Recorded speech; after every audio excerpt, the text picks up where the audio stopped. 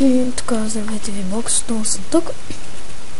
Това е четвърти или пети епизод от поредицата ми Minecraft Tutorials. Петия, да.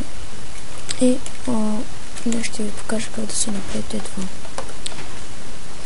това. Писам ръта. Зацетай и си купавате дупка, две купчета дълбока и така трябва да стане. 3 на 3, после правите така и така. Тук. Така, тук също трябва да има и тук също. Така. Пистон. Тук редстон торч. Тук. Още пистони. Тук ще си сложите слабове.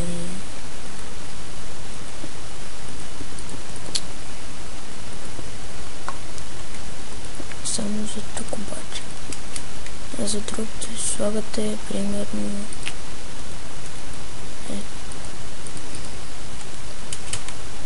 вестия. Така слагате, тук слагате. Не беше така, да. Трябва да е с едно купче напред. Съжалявам за объркването.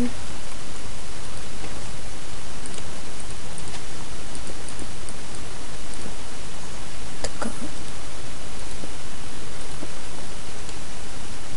Тук. Поставяте си така някакъв блок на пистоните. Слагате pleasure plate. Минавате през него и имате пистон врата. Това беше от мен. Надявам се да ви е харесал пети епизод от поредицата ми Minecraft Redstone Tutorials и уроци. И аз бях Crazy 991. Чао!